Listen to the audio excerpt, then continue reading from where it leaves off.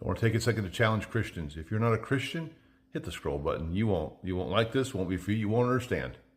All right. So we just have Christians now.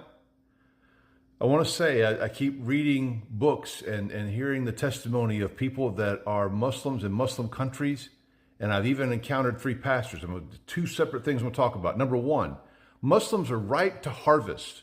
So I want to ask you, are you willing to at least pray? Now, don't bother liking the video. I want people to take a little bit of effort, a whole 5 seconds of effort. Hit the comment button and say, yes, I will pray. If you'll pray every day that God will open the eyes of Muslims, take away the blinders that Satan has put on him or on them. If you'll do that, take 5 seconds and hit the comment button and say, yes, I will pray. If you need a reminder, say, yes, I need a reminder. I will do it every day and remind you that you need to pray for Muslims. We need to pray for Muslims because it's just an easy thing to see. If you investigate Islam at all, you can see the Quran has this thing called abrogation, where it says one thing one place and the total opposite someplace else.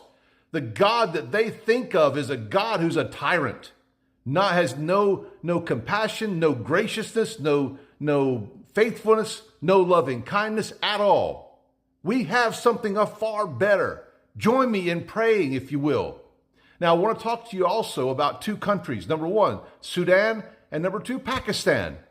We need to pray, and this is something that adding on to you. I know I'm taking away from your scroll time, but adding on, we need to pray that those governments won't have, their eyes will be blinded to the Christian efforts that are happening within their borders, so that Christians can go forward and plainly proclaim and boldly proclaim the gospel.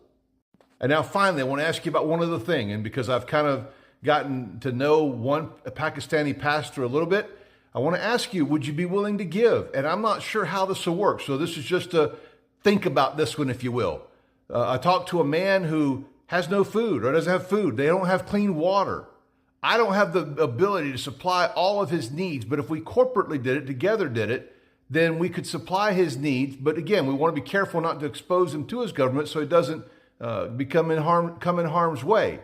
Think about that one. Let me know your thoughts on this. This is something I'm having to investigate to find a way to send him money that is not, that the government wouldn't see as much. It wouldn't raise the flag of the government, and also will help him.